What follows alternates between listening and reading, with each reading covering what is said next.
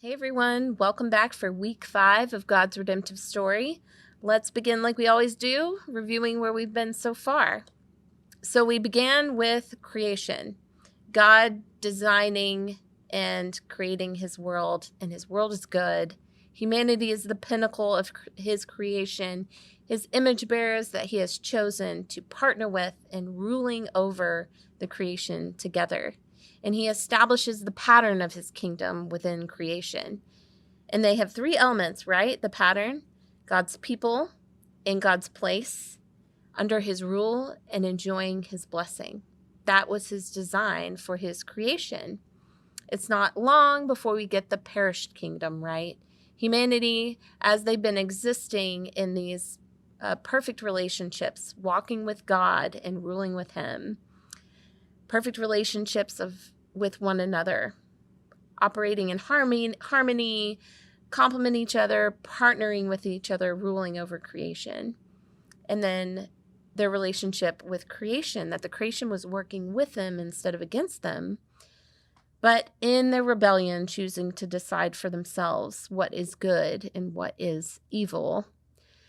They brought disorder and chaos into God's good creation and fractured all of these relationships. And so instead of partnership, there is enmity.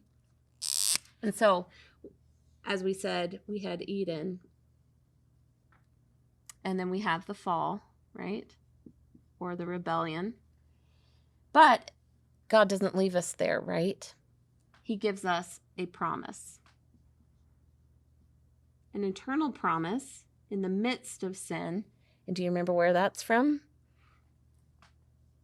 Genesis 3:15.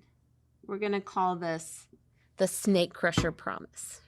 God is going to bring this offspring that is going to crush the snake fully and finally. God promises that he is going to set all things right. And this is his eternal promise. And then we see the evolution of sin, right? And death and destruction and enmity carried out within humanity. But God is committed to this promise, and he begins to set it in motion through a man named Abram, right? He selects Abe, right? Not because he was good or anything special about him, but just because of God's goodness and his grace. He's going to zero in on this family and seek to restore his creation through making promises to Abe. So what are these promises he gives Abe? Well, we have a repeat of God's kingdom, right? God's people and God's place under his rule and blessing. So God promises a family, right? The people promise.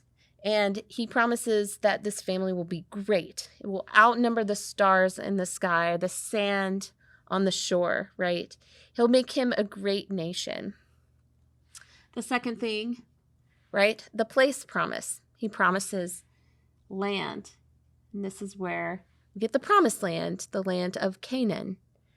And the final promise is blessing, right?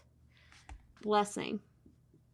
But this blessing won't just come to the family of Abraham, but it will be a blessing for all nations.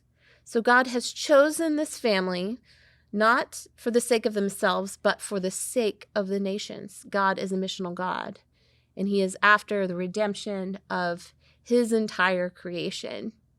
But he's chosen this one man, Abram, to begin to set this promise in motion.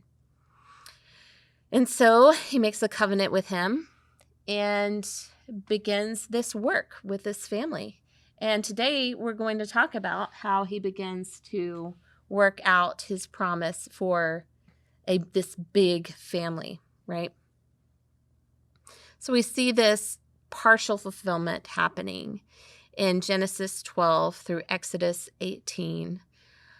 And then we immediately discover there's a problem with this promise. Because if God's going to promise to make a nation through him, that would imply that Abram has heirs. And why is this a problem? Well, his wife is old and barren. They're old. Biologically, they cannot have kids. It's beyond reason, right? So the reality is the promise was given to Abram when he was 75 years old, and Sarah would have been 65. And so they wait about 10 years. So now Abram is 85, Sarai is 75, and they're starting to get a little antsy, right? Okay, how is this going to happen?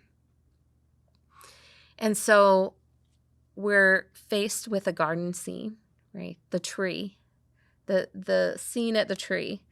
It comes up again with Abram and Sarai. Are they going to choose to trust God's wisdom and his ways, or are they going to decide for themselves what is good and what is bad?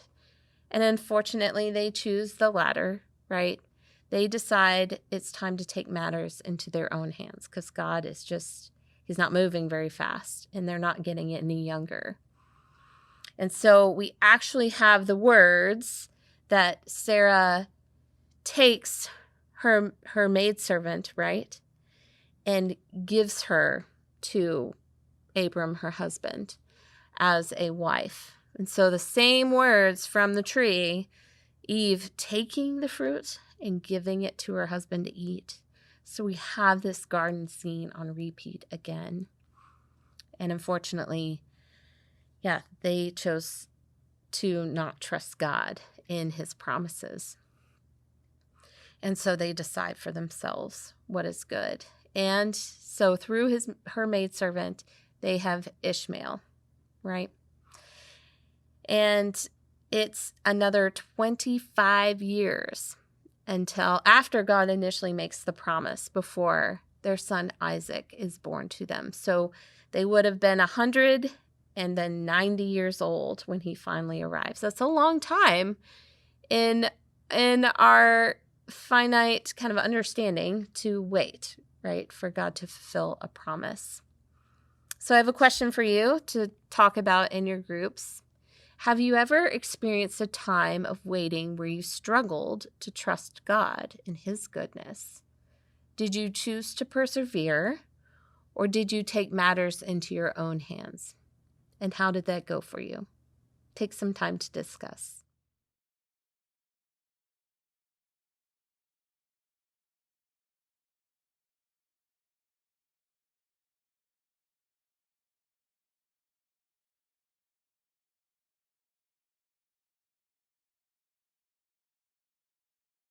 So finally, Abraham and Sarah have their son. They have Isaac.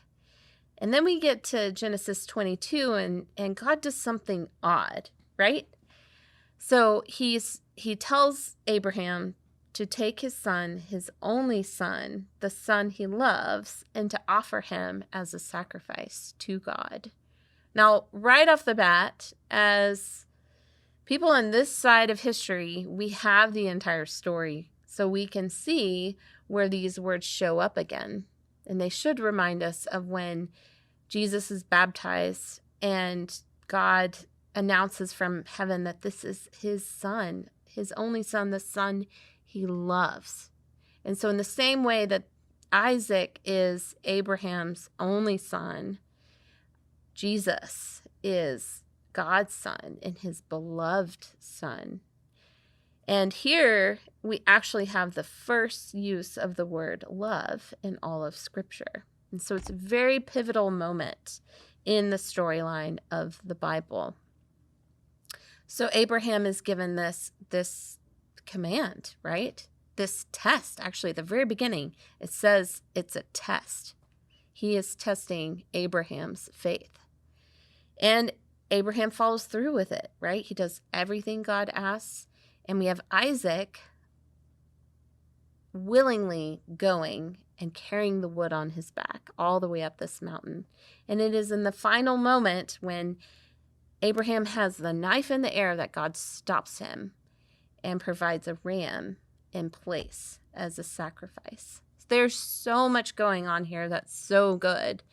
But we must tackle first kind of the discomfort of this, because I imagine that most of us in the room feel uncomfortable by God even asking this to begin with. What kind of God would ask a man to sacrifice his son? This is wrong and this is evil. Well, let's think about where Abraham has come from. He did not come from a Yahweh worshiping background. At the time, there were no such things as atheists, right? Everybody worshiped gods and multiple gods. And these gods are nothing like the God we see here, right? It would not have been uncommon for the gods to require a child sacrifice of the people who are worshiping them. And so from what we can assume, Abraham has come from a similar background where it's normal, it's commonplace for people to sacrifice their children to appease their gods. And so for God in chapter 22 to ask this of Abraham, it would have been like, okay, well, I probably would have expected this to happen at some point.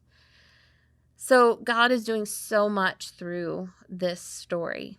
And what he's doing is he's showing Abraham the kind of God he is and the kind of God he's not. So he's saying, I am not like these other gods that you come from, right? I'm nothing like them. Instead of requiring you to sacrifice your own son, I am going to give my own son instead. I will do the sacrificing here. And just as in the last moment he provides this sacrifice, he is showing, giving us a glimpse of what he's going to do ultimately for us in Jesus. Through his only son, his beloved son, he is going to step in the gap for us. And so through this story, we're seeing who he is and what he's going to do. And in the process, we get to see Abraham grow in his trust and faith in God and see the kind of good God that he is. He, in his very nature, is a self-giving God. That is who he is.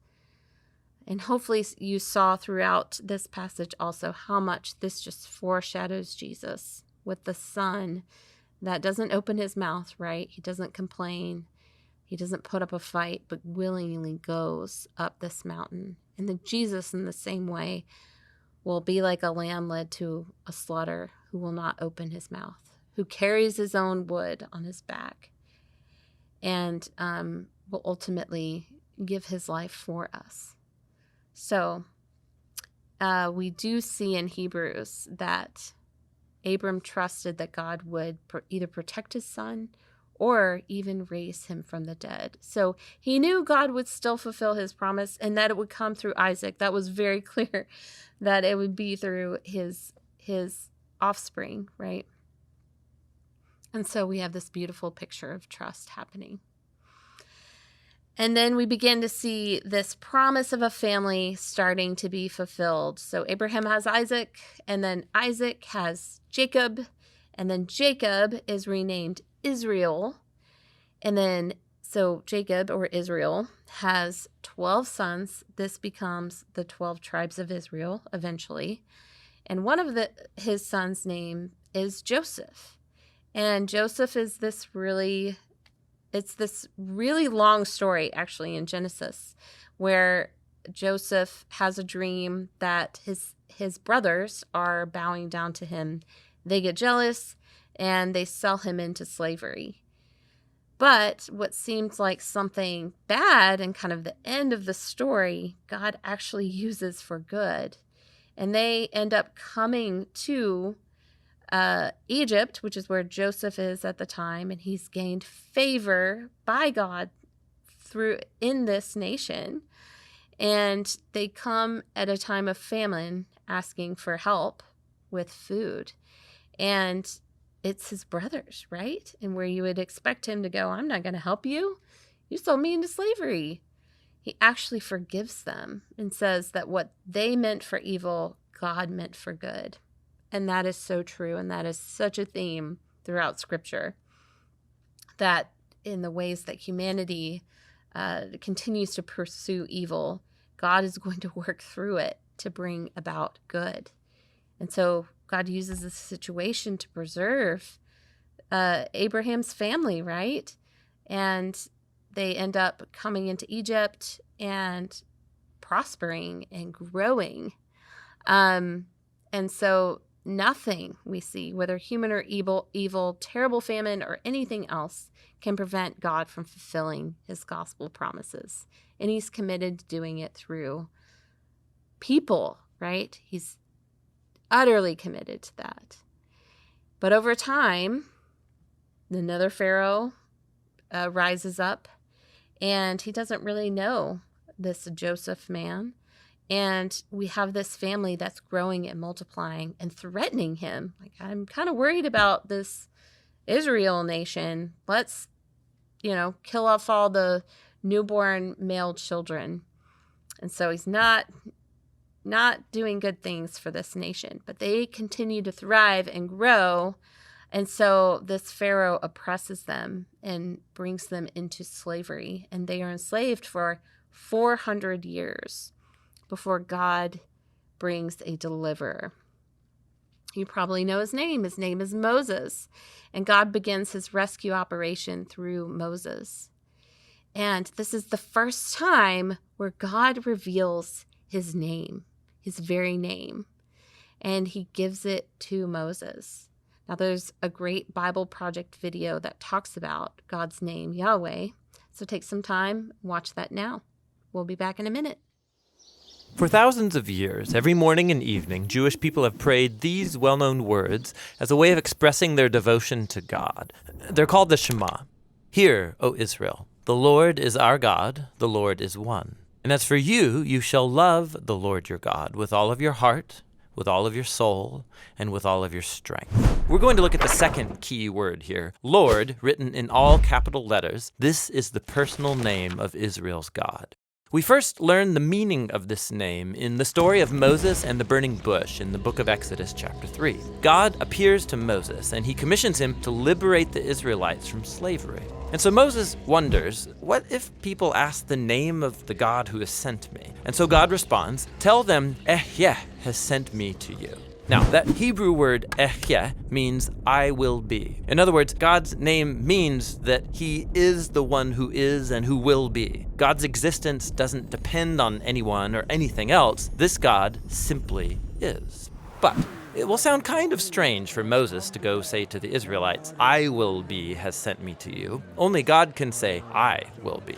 So in the next sentence, God tells Moses the version he should say aloud, Yahweh, the God of our ancestors, he has sent me to you. Now, that word Yahweh is the ancient Hebrew form of the verb he will be. And this is the personal name of the God of Israel. It appears over 6,500 times in the Old Testament. Now, here's what's interesting. Over the centuries, Israelites wanted to honor the sacred nature of this divine name. So, as they read the Hebrew Bible aloud and they came to this name, they stopped saying Yahweh and instead started saying the Hebrew word for Lord, which is Adonai. Now, this practice has been continued throughout the centuries, and so later, when people started translating the Bible into English, they adopted the same practice. Instead of spelling out the divine name, they translated it as Lord, spelled in all capital letters. Okay, you got that? Good, because there's more. Ancient Jewish scribes wanted to prevent anyone from even accidentally saying this name aloud when you read the Hebrew Bible. And so they came up with a visual device to remind you to make sure you say Adonai. They took the 4 consonant letters of the divine name. These letters correspond to our English letters YHWH. Then they inserted the 3 vowels from the word Adonai and combined these together to create an artificial hybrid word, which if you pronounced it, it would say Yahuwah, but no Israelite ever said Yahuwah. It's simply a visual reminder to say the word Adonai. Now, it gets more interesting. Much later, Christian scribes came along who didn't know that Yahuwah was an artificial word, and so they began to say it aloud and spell it in their writings. This is the word that eventually entered into English as Jehovah. It's a word many people still use today.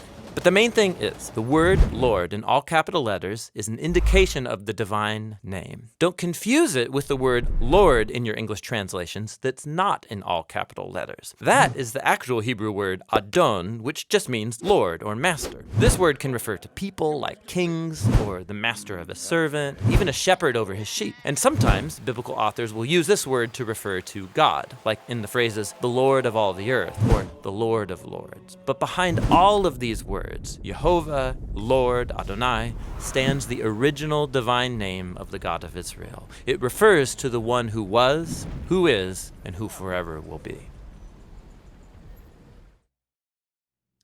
In the Bible, God is the hero of the story from beginning to end. And we really see him shine when it comes to the Exodus. And this is a defining moment for the nation of Israel. So while Moses is bringing about this rescue operation, God is very much the one orchestrating everything. He will be the deliverer of the people. And we see this through the miraculous ways that he brings them out of Egypt, right? So he sends these 10 plagues on Egypt. And there's so much more going on here than meets the eye. These plagues are not just about showing justice, right, on Egypt, but it's God revealing that their gods have nothing on him. And so with each of the plagues, you should see in your handout, God is pinpointing a specific god of the Egyptians.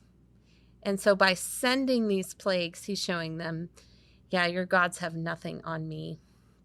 I am so much greater.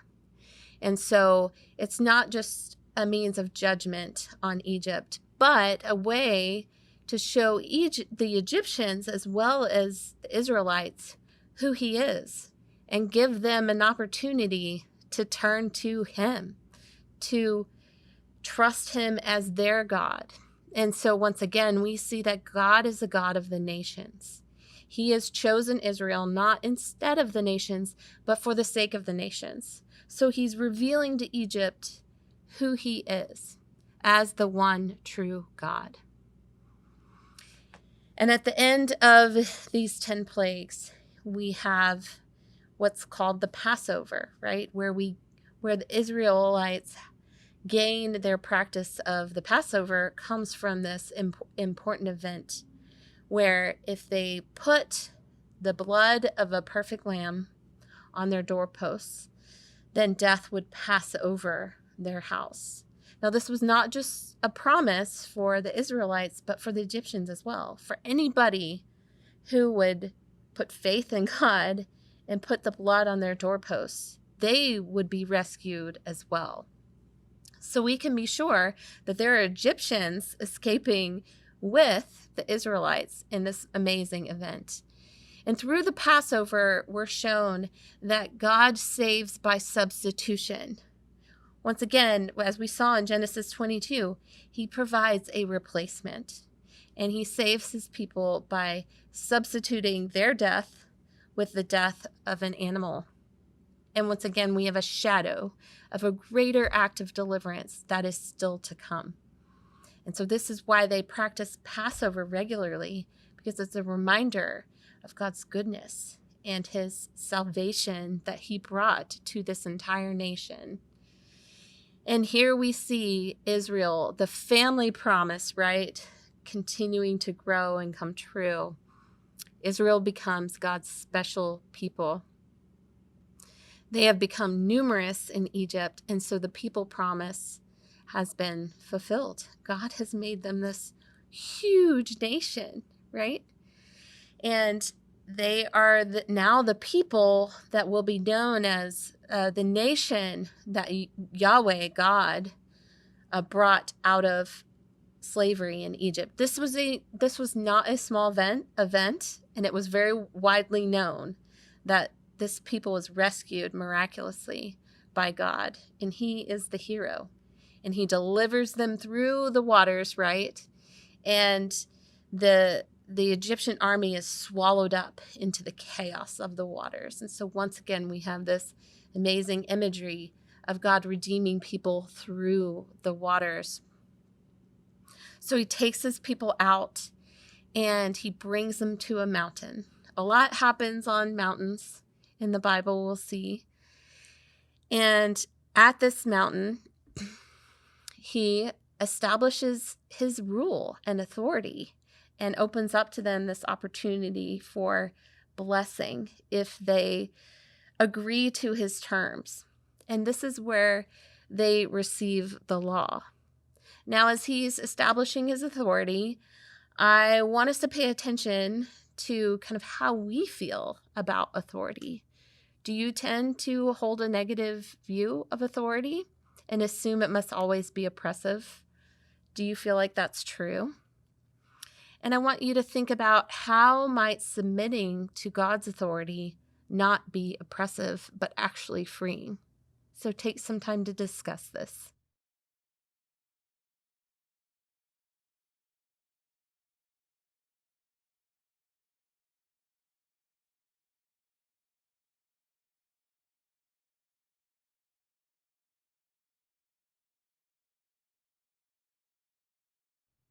So our understanding of authority and power and how that's used, unfortunately, is colored and tainted by the fall.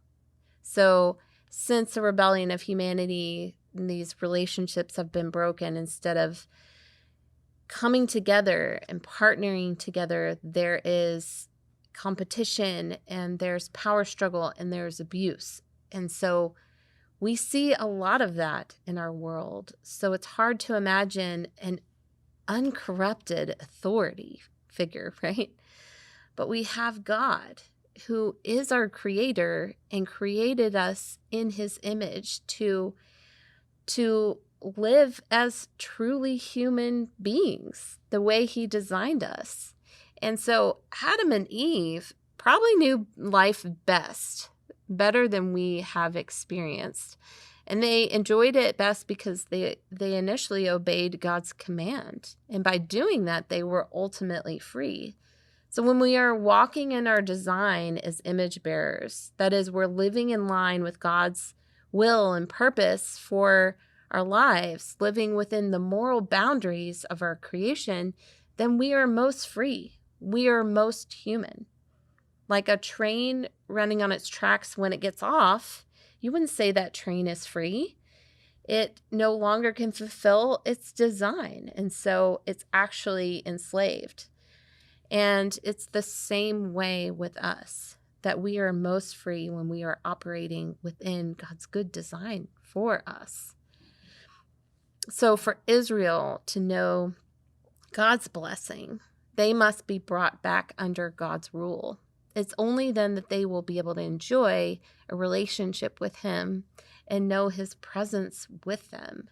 He is making a people, right? And through the law, through his instructions, through this covenant that they're going to make together, he is creating a new culture, right? People that everything they do, what they wear, what they eat, what they say, how they live reminds them of who they are and who they're made to be and who they reflect. And so I'm sure you have a lot of questions about the law and what we make of the law, right? The first thing we need to remember is that the law is not intended to be a means by which anyone gets right. Remember, Abram was counted righteous not based on his goodness, but because he believed God. So they are already God's people. Israel's already God's people through his grace. And their obedience is not to be a desperate attempt to earn their salvation, but rather it's a response to the salvation they've already achieved, that God has already achieved for them. And what will be the result of their obedience? God says they will be his treasured possession, his precious people. So they're given these laws, and one of them I want to highlight before we watch a video in a minute. And that is that they were told not to take the Lord's name in vain. Now, if you grew up like me, I thought that meant we weren't supposed to cuss or use his name as a cuss word. But so much more than that. The word in Hebrew to bear is actually nasa, which means to lift. So it's like they were carrying God's name wherever they went. And so when people saw them and what they did and what they were like, they would attribute their actions to their God and say that must be what their God is like. It's very still true to how it works today. If you call yourself a Christian, you are Christ's representative. And so people will see how you act and then assume that must be what Jesus is like.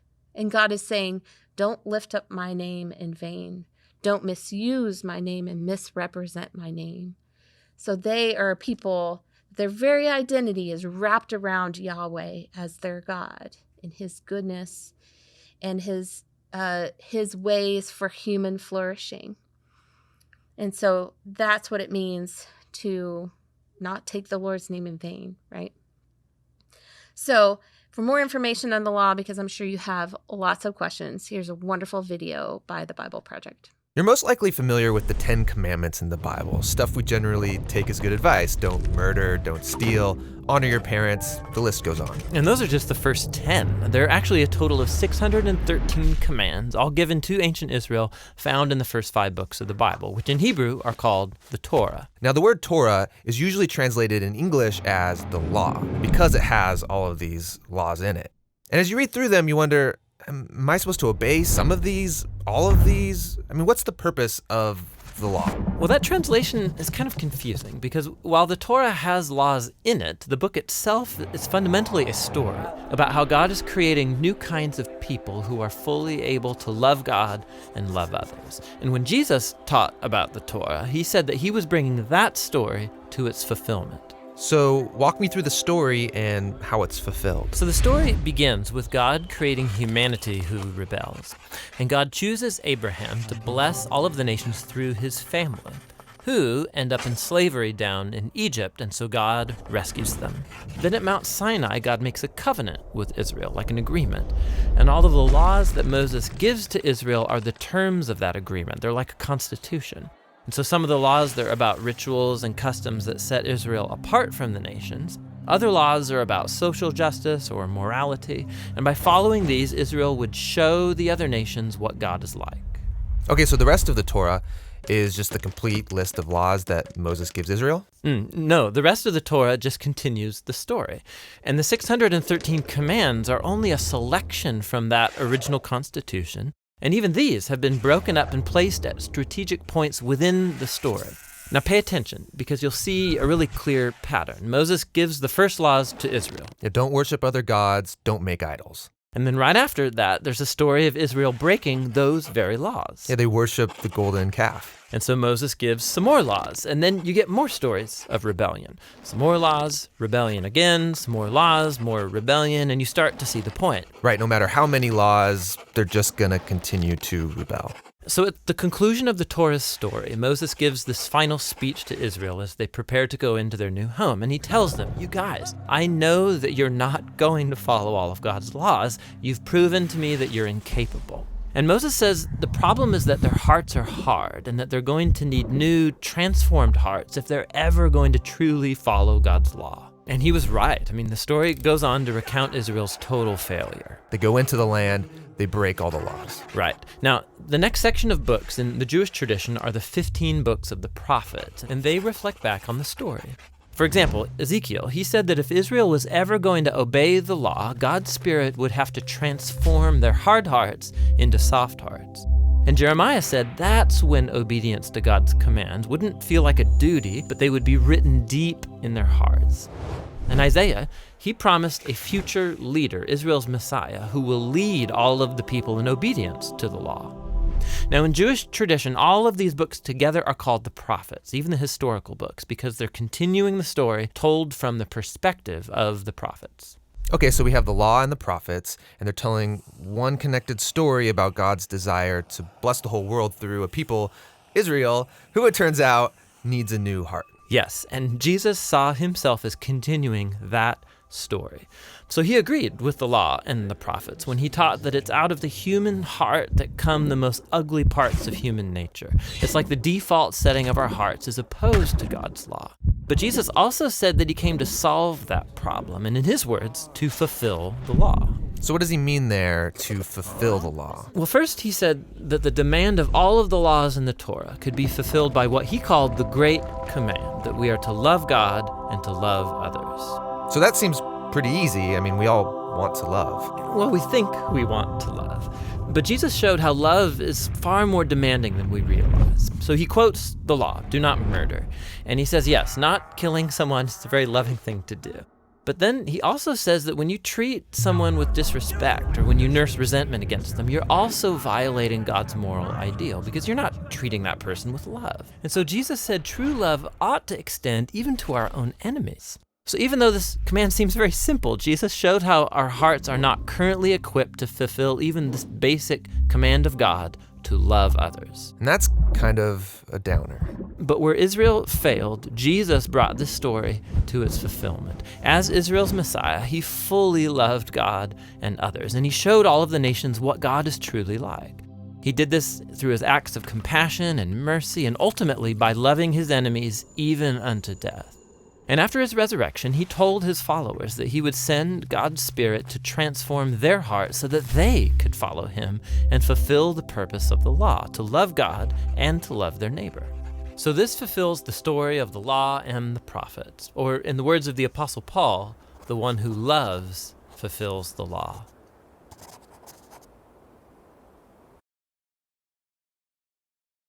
So God gives these laws, these instructions, and they make an agreement about living these out in order to be God's people and to have his presence with them and to be a light to the nations and show them what God is like. And so Moses receives the law, but he also receives these instructions for the tabernacle.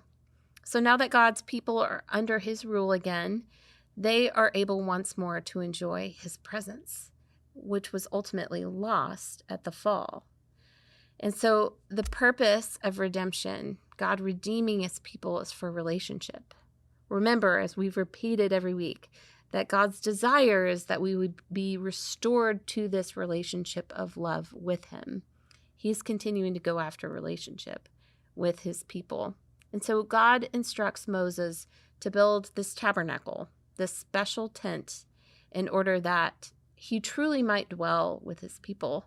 That is the mystery, that God continues to want to be with us, even though we have rebelled against him and continue to run away from his advances. So that is the means by which God is going to dwell with the people of Israel in this tent. And then along with it, within this tent, they are to provide sacrifices. And what these sacrifices show the people is that God's holy presence is dangerous and deadly for a sinful people unless he himself provides the means for them to come near to him. To flesh this out a little bit, understanding holiness is that God is set apart. He's completely other, and he's completely good. And just like a fire is good, right? And when it's in a fireplace or when it's used to cook food. But when it's taken out of these contexts, when it's misused or abused, the fire is actually dangerous and it will hurt you. And that is the reality of God's holiness. It's good and to be enjoyed, and they're to dwell with him, right, and enjoy his goodness. But if it's misused and if they abuse his holiness, it is dangerous and deadly. And so he provides means through blood sacrifice for them to continue to be within his presence. And he establishes a priesthood, a high priest who, within the priesthood, there's a high priest who's the only one who could enter what is called the Holy of Holies, this special place within this tent that they were only supposed to enter in there once a year on the Day of Atonement, when they would atone for all the sins of Israel for that year. So a sacrifice had to be made not just for the people, but for the priest as well, because the priest was sinful. So he needed to first make sacrifices for his own sin and his family, and then another one for the people. What this implies is that the priest is not sinless, but he must make atonement for his own sins. And he had to repeatedly do this year after year. Why? Because sin continues to happen year after year. They cannot save themselves. So we are reminded in the book of Hebrews that you're going to end with this passage here in a moment. And hopefully it will show you that all of this in the old law, in these practices, was a shadow of what was to come through Jesus and how he ultimately is the greater high priest and he's the greater sacrifice. He's both our high priest and our sacrifice. Praise God for that.